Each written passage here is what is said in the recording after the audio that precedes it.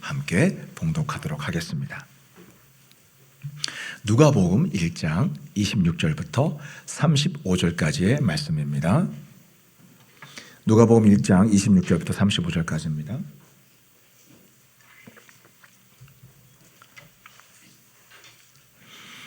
저완저시 교독하시겠습니다. 여섯째 달에 천사 가브리엘이 하나님의 보내심을 받아 갈릴리 나사렛이란 동네에 가서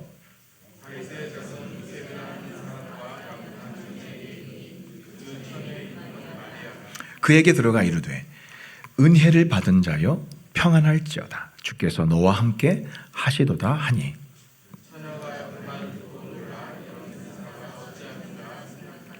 천사가 이르되 마리아여 무서워하지 말라 내가 하나님께 은혜를 입었느니라.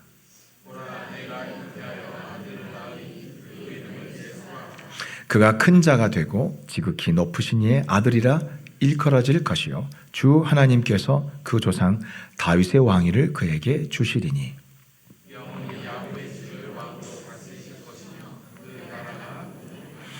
마리아가 천사에게 말하되 나는 남자를 알지 못하니 어찌 이 일이 있으리이까.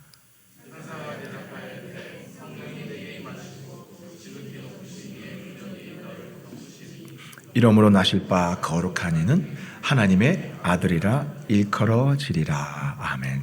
오늘 말씀은 내가 은혜를 입었느니라 라는 제목으로 함께 은혜를 나누도록 하겠습니다. 어떤 성도님이 자신의 살아온 인생을 이렇게 정리했습니다. 제가 읽어드리겠습니다. 나는 말 못하는 벙어리였다. 엄마의 얼굴도 모른 채 자랐다. 어느 날 새엄마가 2명의 자녀를 데리고 왔다. 그때부터 지옥 생활이 시작되었다. 초등학생인 나를 계모는 모질게 매질을 했고 밥도 제대로 주지 않았다. 그리고 학교를 보내지 않아 초등학교 2학년에 중퇴를 했다. 이복 형제들도 마찬가지로 나를 종처럼 부리면서 때리기가 일쑤였다. 그중 이복 오빠는 나를 들로 데리고 나가 성폭행까지 했고 언젠가 언니와 함께 가재를 잡으러 가자고 유인해서 나를 물에 빠뜨렸고 언니는 뒤에서 2 손바닥으로 내 등을 밀어 넣었다. 물에 빠져 호적되다 겨우 살아나 집에 돌아왔다. 살아 돌아온 나를 보고 이복 오빠와 언니는 입을 다물지 못했다. 어린 나이에 계모가 억지로 중매해서 시집을 갔다. 그러나 새롭게 시작된 지옥 생활이었다. 남편은 남의 집 머슴살이로 1년에 쌀 몇 가마를 얻어와서 살아갔다. 남편은 툭하면 나를 구타하고 폭행했다. 시어머니와 시누이들도 벙어리라고 구박하며 때렸고 밥을 주지 않아 늘 굶주리며 살았다. 말 못하는 나는 아무데도 하소연할 곳이 없었다. 어느 날 교회 다니던 딸이 어린 나이에 죽게 되었다. 그 딸을 지극정성으로 장례를 치러준 목사님과 교회의 감동을 받고 그때부터 교회를 나가게 되었다. 내게 놀라운 일이 일어났다. 하나님의 은혜로 혀가 풀리며 말을 시작하게 된 것이다. 그리고 그 소문은 멀리 퍼져나갔다. 그러자 남편의 핍박과 폭행은 더욱 심해졌다. 교회를 택할래? 나를 택할래? 나는 교회도 택하고 당신도 택할래요? 그 말을 듣고 남편은 도끼로 2 발목을 찍었다. 피가 분수같이 솟구치며 온 방안은 피로 난장판이 되었다. 그 외에도 툭하면 칼로 찔러 피가 낭자했고 남편의 구타와 폭행은 그칠 줄을 몰랐다. 모든 것을 아시는 하나님께 기도하며 그래도 감사하며 꿋꿋이 세월이 흘러 나의 눈물과 기도를 들으신 하나님의 은혜로 남편도 교회 장로가 되었고 그렇게 나를 때리고 괴롭혔던 계모와 이복 형제들을 용서하며 이들을 모두 전도해 결국 다 하나님을 믿게 되었다. 여기까지입니다. 이분의 성함은 고영순 권사님입니다. 같은 하늘 아래 살면서 이런 비참한 일이 어느 가정에 일어날 거라고는 아마 우리 모두 아무도 상상도 못했을 것입니다. 하지만 이분의 인생을 온 세상에 알리고 드러내신 분이 한 분이 있습니다. 누군 줄 아십니까? 바로 하늘에 계신 하나님이었습니다. 이분의 인생이 세상에 알려지게 된 계기가 있습니다. 여러분, 우리나라의 70년대, 80년대에 최고의 신유사역자, 치유사역자라고 불려준 분이 현신의 권사님입니다. 여러분 다 아시죠? 현신의 권사님 50대 이상 된 분들은 다 들어보시고 또 주변에 그분을 통해서 치유받은 사람들이 굉장히 많아요. 이분을 통해서 1만 명이 넘는 중환자들이 치유를 받았고 그것을 기록한 간증집이 나와 있습니다. 저도 현신의 권사님에 대해서 많이 들었습니다. 이런 현신의 권사님이 어느 날 갑자기 쓰러져서 죽음을 맞이하게 되었습니다. 권사님은 천국에 들어가는데 천국 입구에서 주님이 서 계신 것을 보았습니다. 너무나 반가워서 예수님 저 왔어요.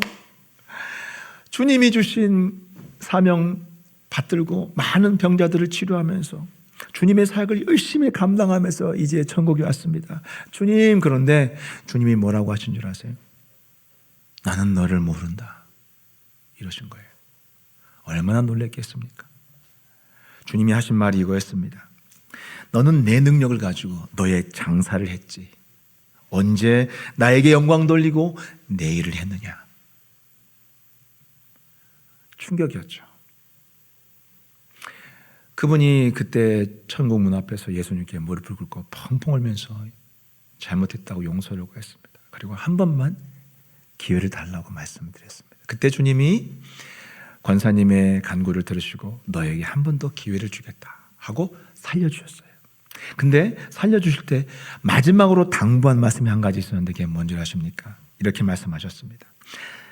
온갖 핍박 속에서도 충성을 다하는 나의 여종 벙어리였던 고용순을 반드시 찾아서 만나보고라 하셨어요. 놀랍죠? 그래서 이 현신의 권사님이 깨어난 다음에 그분이 먼저 했던 일은 자기가 그동안에 모았던 모든 그 재산들을 다 선교헌금으로 다 드렸어요. 그리고 나서 또 했던 일이 뭐냐면 신문 광고, 국민일보의 신문 광고를 내서 한때 벙어리였던 고영순을 찾는다고 신문 광고를 내서 만나게 됐어요. 그리고 집회에서 소개했습니다. 이후에 고영순 권사님은 예수님이, 그렇죠, 하늘에서 예수님이 인정하신 사람 아니에요? 얼마나 많은 사람들이 충격을 받고 또 더 자세한 스토리가 있어요. 이 고영순 권사님이 하늘에 쌓였던 상급들을 주님이 다 보여주셨던 거예요. 그러니까 이 현신의 권사님 너무 부끄러웠죠. 그 이야기들을 다 간증을 했습니다. 그러면서 유명해졌습니다. 그리고 전 세계를 다니면서 간증 집회를 인도했습니다. 그리고 주님께서 이 고영순 권사님에게 치유 연사를 주셔서 많은 병자들을 고치셨고 지금 대전에 기도원 원장으로 계세요. 권사님의 삶을 보면은 이 악독한 세상에서 하나님의 은혜를 입고 산다는 것이 어떤 것인지를 볼 수 있습니다.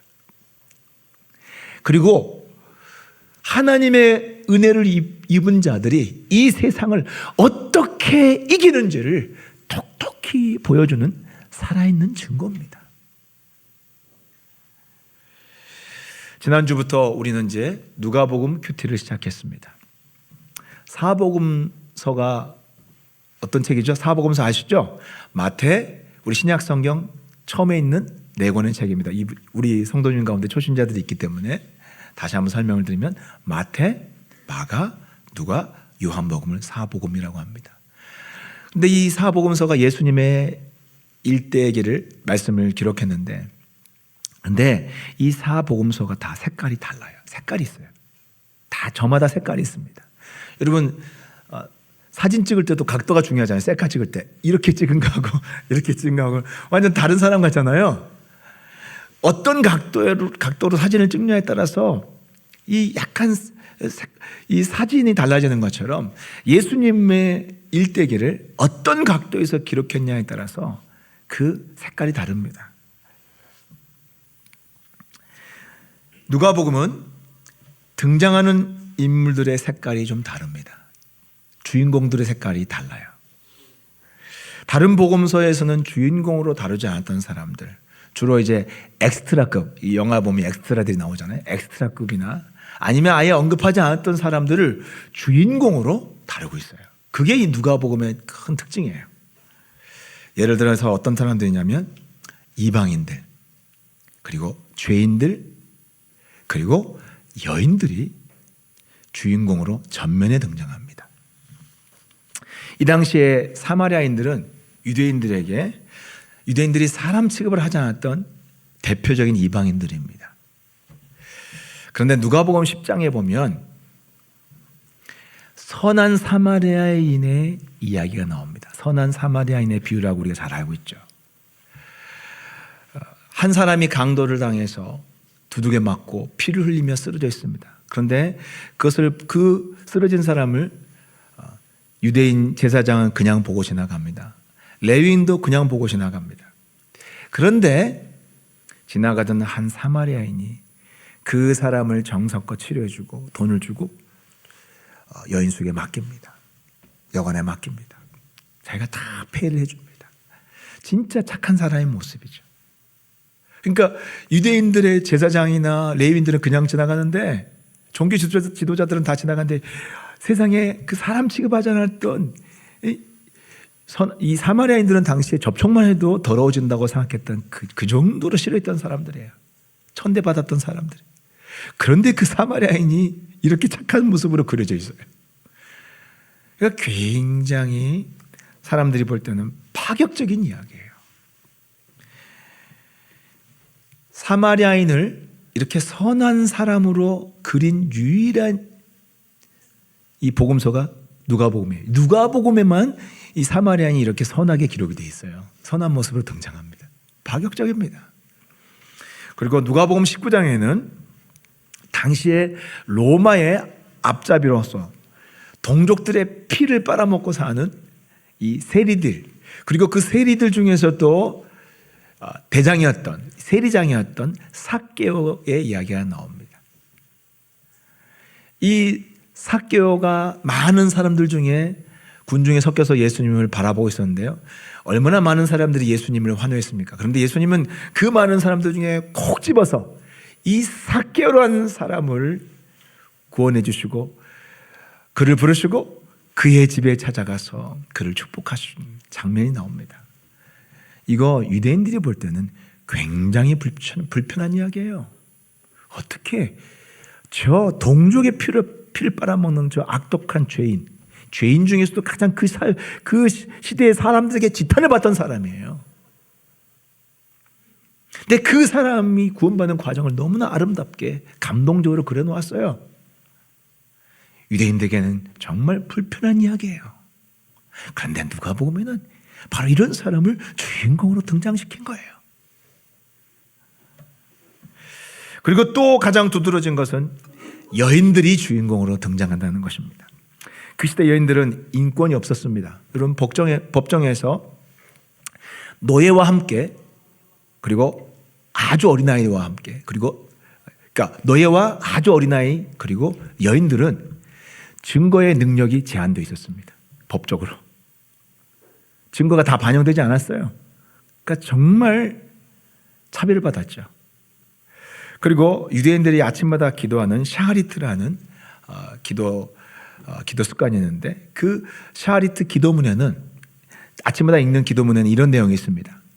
하나님께 감사하는 기도 제목이 나오는데 그중 하나가 뭐냐면 하나님 여자로 태어나지 않은 것에 대해서 감사합니다. 얼마나 기분 나빠요. 지금 여성분들이 들 때 엄청 기분 나쁘시잖아요. 그러니까 이런 시대가 이 고대 시대였어요. 그런데 그런 시대에 누가복음에는 여인들을 구원 역사의 주인공으로 등장시킵니다. 예수님을 잉태하는 사건도 마태복음 같은 경우에 예를 들면 마태복음도 예수님의 탄생 기사가 적혀 있습니다.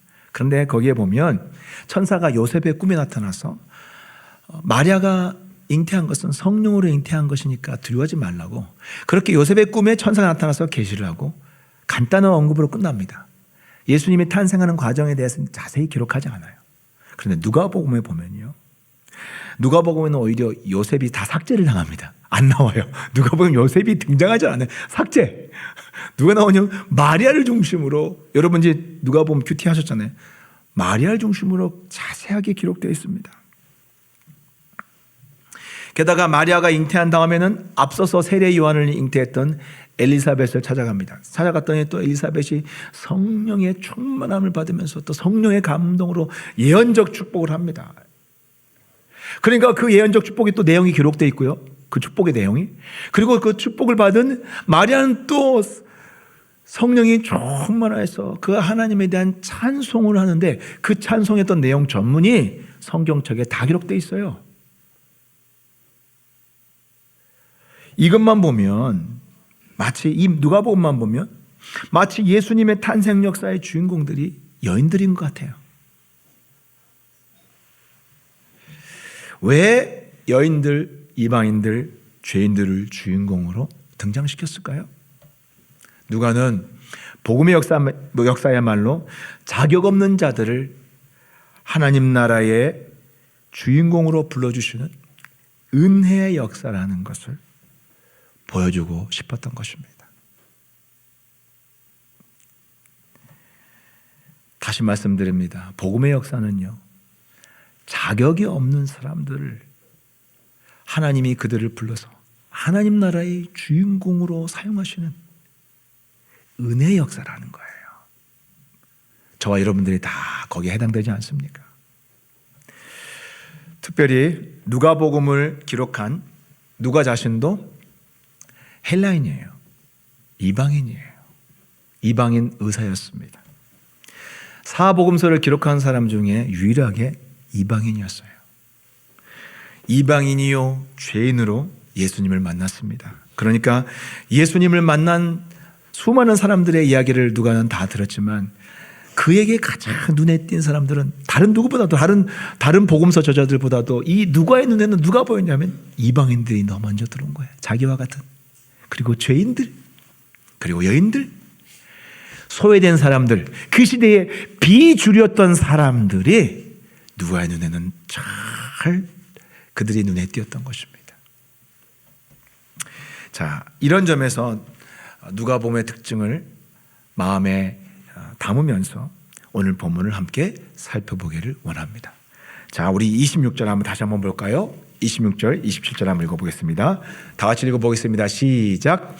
여섯째 달에 천사 가브리엘이 하나님의 보내심을 받아 갈릴리 나사렛이란 동네에 가서 다윗의 자손 요셉이라 하는 사람과 약혼한 처녀에게 이르니 그 처녀의 이름은 마리아라. 28절. 그에게 들어가 이르되 은혜를 받은 자여 평안할지어다. 주께서 너와 함께 하시도다 하니. 여섯째 달, 이 여섯째 달은 엘리사벳이 세례 요한을 잉태한 여섯째 달입니다. 그 여섯째 달에 천사 가브리엘은 이번에 어디로 찾아갑니까? 갈릴리 나사렛이라는 동네를 찾아갑니다. 왜요? 누굴 만나러요? 바로 마리아를 만나기 위해 찾아갑니다. 그리고 마리아를 찾아간 가브리엘 천사가 마리아를 향해서 첫 번째 했던 말이 뭡니까? 첫 번째로 그에게 전했던 말이 뭡니까? 은혜를 받은 자여였습니다. 다시 말해서 그 첫 번째 꺼낸 말은 당신은 참으로 은혜를 받은 자입니다. 이렇게 이야기를 했어요. 여러분, 은혜가 뭡니까?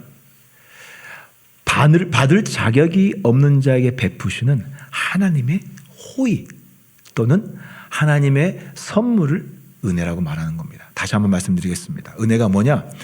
받을 자격이 없는 자에게 베푸시는 하나님의 호의 혹은 하나님의 선물을 은혜라고 하는 것입니다. 마리아가 받은 은혜가 뭘까요? 우리 31절 한번 볼까요? 31절. 그렇다면 마리아가 받을 자격이 없는 마리아가 받았던 하나님의 호의, 하나님의 선물은 뭘까요? 우리 31절 한번 볼까요? 시작. 보라, 내가 잉태하여 아들을 낳으리니 그 이름을 예수로 하라. 그가 큰 자가 되고 지극히 높으신 이 아들이라 일컬어질 것이요 주 하나님께서 그 조상 다윗의 왕위를 그에게 주시리니. 바로 메시아가 그리스도가 하나님의 아들이 너의 몸을 통해서 태어난다는 거예요. 여러분, 수천 년 동안 수많은 여인들이 존재해 왔습니다. 하나님은 약속하셨어요. 메시아를 보낼 거라고. 수천 년 동안 수많은 여인들이 이 세상에 존재했습니다. 그중에 딱 한 명을 택하는데 누가 선택받은 거예요? 네, 마리아가 선택받은 거예요. 이 엄청난 은혜 아닙니까? 마리아는 자신의 배에서 예수 그리스도가 태어날 것이라고 상상이라도 했을까요? 한번 생각해 보세요. 예, 상상도 못했죠. 당연합니다. 혹시라도 누가 마리아 시대, 마리아가 살았던 그 시대에 이스라엘의 여인 중 한 명이 메시아를 잉태할 것이라는 예언이 선포되었을지라도 마리아는 자신은 아닐 것이라고 생각했을 것입니다. 나는 아닐 것이다.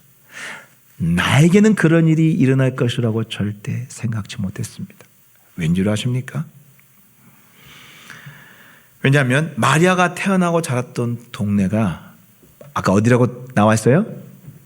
갈릴리 나사렛이란 동네예요.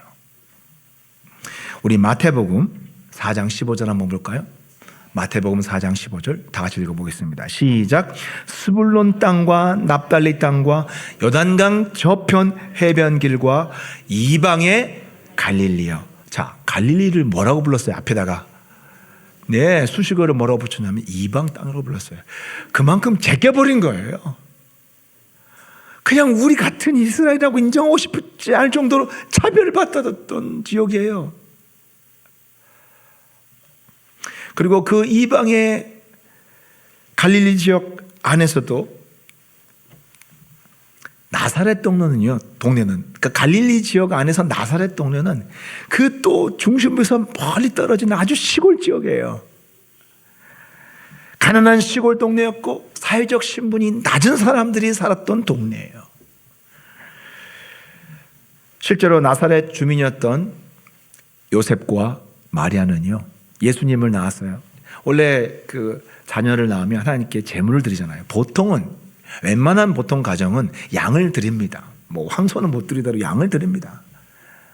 그런데요, 요셉과 마리아는 예수님을 낳은 다음에 성전에 제물로 뭘 드립니까? 산비둘기로 드려요. 그러니까 가난한 사람들 중에서도 최하층 가난한 사람 그룹에 속했다는 거예요.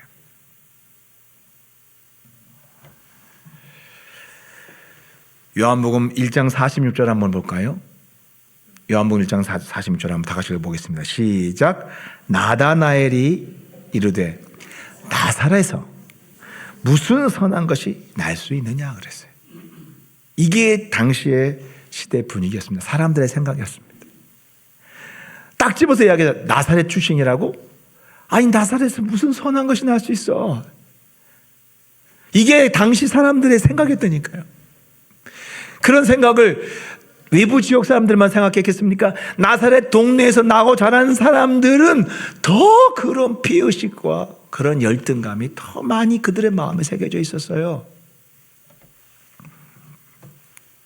어떤 싱글 아빠가 초등학교 학부모 모임에 나갔습니다. 아이가 그 집 애가 똑똑했나 봐요. 그리고 아주 밝고 활달하니까 그 학부모 모임에서도 이 싱글 아빠가 되게 그 아이 때문에 이렇게 되게 인싸였던 상황이었나 봐요. 그런데 어느 날 학부모들이 자기를 차갑게 대하는 거예요. 알고 봤더니 이 사람이 가난한 동네에서 임대주택에 사는 것이 어떻게 알려진 거예요. 그랬더니 그 순간부터 학부모들이 확 돌변해서 차갑게 대하는 거예요. 그걸 블로그에 기록해 놓았더라고요. 이 시대에도 이래요. 그런데 그 시대는 어떻겠습니까? 차별과 냉대가 얼마나 많았겠습니까? 마리아는 이방 갈릴리 중에서도 나사렛 동네 주민이에요. 한 가지가 더 있습니다. 마리아가 정혼했던 요셉은 족보가 명확합니다. 유다 지파의 다윗의 후손이에요. 그런데 마리아는 성경에 어느 지파인지 기록이 안 되어 있어요. 어디에도 기록이 안 되어 있습니다. 명확하게 명시하지 않았습니다. 하다못해 바로 앞전에 세례 요한을 임신했던 엘리사벳은요, 누가복음 앞부분에 명확하게 아주 자랑스럽게 족보를 기록했어요. 누굽니까? 바로 아론의 후손이라고, 명문가 집안의 여인이라고 아주 자랑스럽게 기록했어요. 그런데 마리아는 족보를 전혀 기록하지 않았어요. 왜 그랬을까요? 그걸 알 수가 없습니다. 성경은 거의 왜 그렇게 세례 요한을 잉태했던 엘리사벳도 그 여인이 명문 가문의 집안이라는 것을 다 이렇게 기록해 놓았는데 왜 마리아에 대해서는 침묵할까? 이유는 알 수가 없어요. 그런데 여기서 가장 중요한 것은 바로 마리아의 고백입니다. 마리아가 이 모든 사건을 통해서 어떤 고백을 했냐가 되게 중요해요. 그게 우리가 이 성경을 살펴보는 아주 성경에 대해서 우리가 추측해 볼 수 있는 가장 중요한 정보예요. 이 당시의 상황을 짐작해 볼 수 있는 가장 중요한 정보인데, 마리아가 뭐라고 고백했냐면 자신을 예수 그리스도의 어머니로 택해 주신 것에 대해서 이런 고백을 했습니다. 우리 누가복음 1장 46절 한번 읽어볼까요? 46절부터 48절까지 읽어보겠습니다. 시작. 마리아가 이르되 내 영혼이 주를 찬양하며 내 마음이 내 구주 하나님 내 구주를 기뻐하였음은, 그 이유가 뭡니까? 48절에 시작. 그의 여종의 비천함을 돌보셨습니다. 보라, 이제 후로는 만세의 날을 복이 따르리로다. 마리아가 하나님을 찬양하며 기뻐했던 이유가 많겠지만 그 중에 가장 첫 번째 기뻐했던 이유를 뭐라고 기록했어요? 하나님께서 자신의 비천함, 나의 비천함을 돌아보셨다는 거예요. 공동 번역에는, 다른 한글 번역에는 이렇게 표현했습니다. 나의 비천한 신세라고 기록되어 있어요. 나의 비천한 상황, 내 비천한 인생, 내 비천한 처지. 그리고 돌보셨다는 단어를 우리가 좀 더 직역을 해볼 필요가 있어요. 이 돌보셨다는 단어는 에피블레포라는 단어인데, 지켜보다는 단어가 그 어근이에요. 누군가를 아주 유심하게 탁 지켜보는 거예요. 톡톡이 누군가가 지켜보는 거예요. 관심 있게. 누가요? 하나님이 자신을 불쌍한 눈으로, 유심히, 너무나 불쌍한 눈으로 유심히 지켜보고 계셨다는 거예요. 바로 하나님이에요.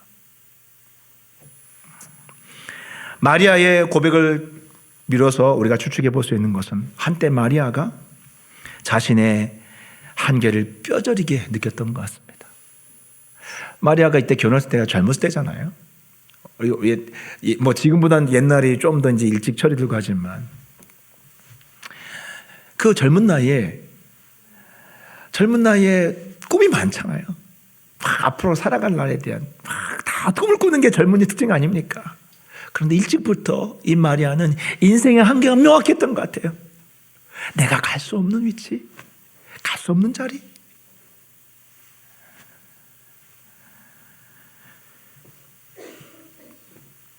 가난한 집안 형편, 내가 가진 능력, 세상의 현실은 한없이 마리아를 움츠리게 만들었던 것 같습니다.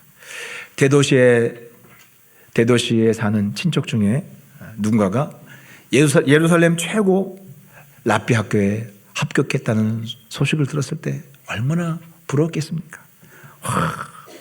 좋겠다. 저런 데서 율법을 배우고 최고의 명문학교에 다니는 친척, 대도시에 사니까 얼마나 부럽겠습니까? 내 가정 형편, 내 실력으로는 꿈도 못 꾸던 그런 일이죠. 나에겐 일어날 수 없는 일이에요.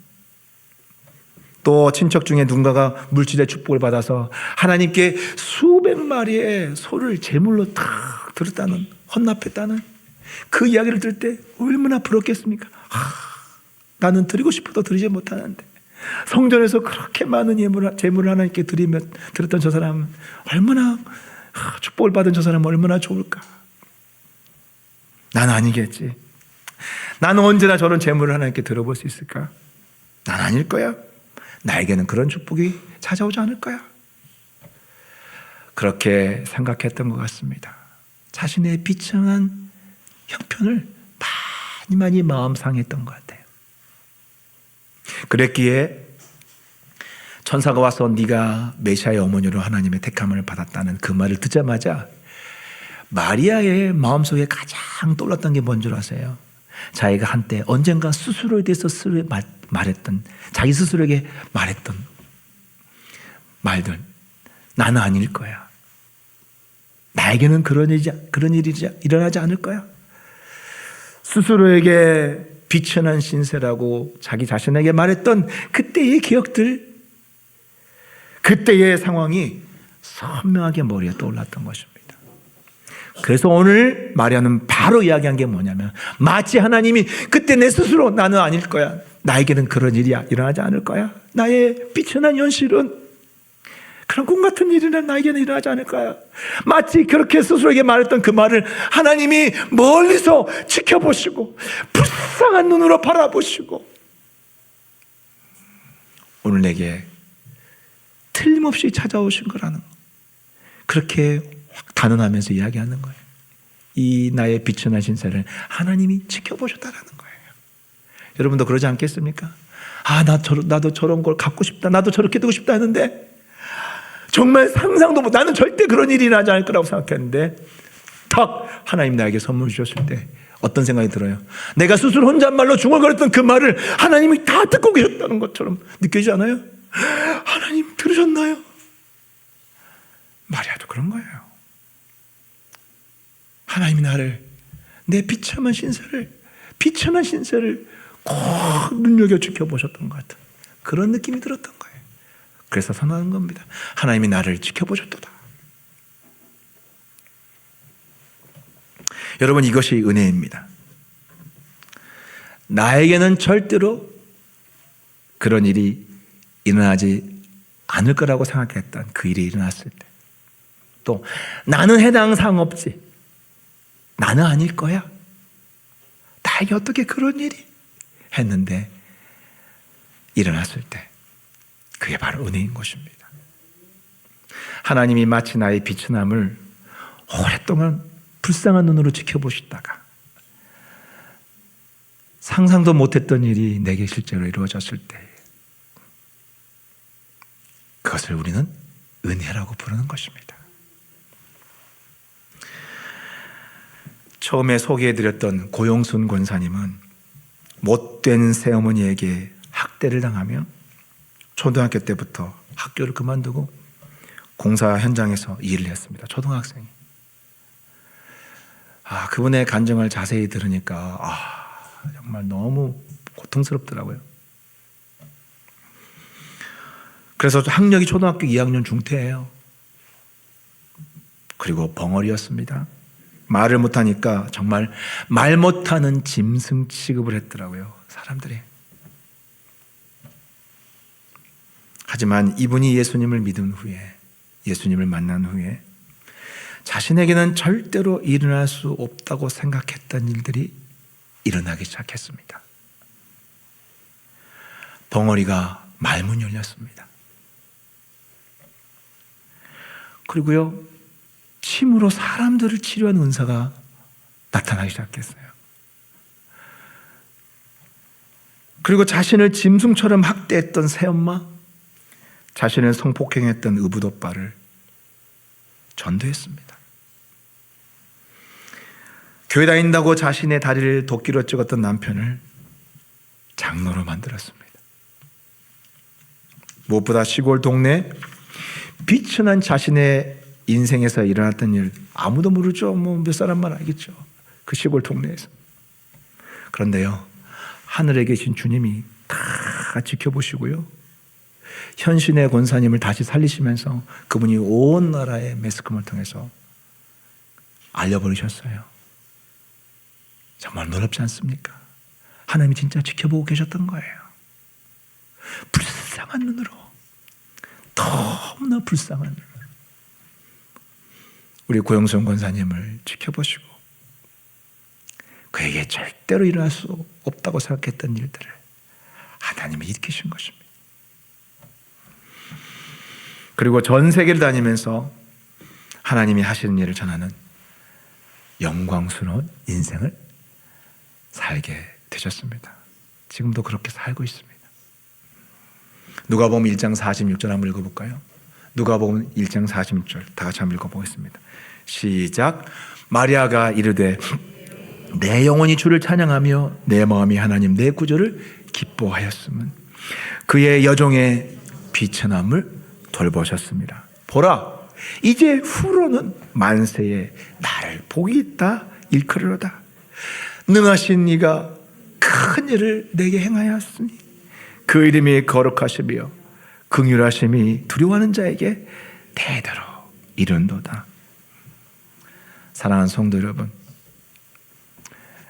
여러분 마음속에 나에게는 절대로 일어날 수 없는 일이라고 생각하는 일이 뭐가 있습니까? 나는 아닐 거야. 나는 여기까지. 내 인생은 해당 사항이 없을 거야. 혹시 이렇게 생각하면서 자신의 형편을 바라보면서 낙심하고 또 절망하고 딱 또 좌절한 분 없습니까? 오늘 말씀을 기억하십시오. 마리아도 하나님의 은혜를 입은 사람들이고 여러분도 하나님의 은혜를 입고 택함받고 구원받은 사람들입니다. 여러분들에게 절대 일어나지 않을 거라고 생각했던 그 일들을 하나님 여러분의 인생에서 놀랍게 펼쳐 주실 것입니다. 오늘 마리아의 고백을 통해서 그 하나님을 믿고 의지하는 여러분 되시기를 주의 이름으로 축복합니다. 기도하겠습니다.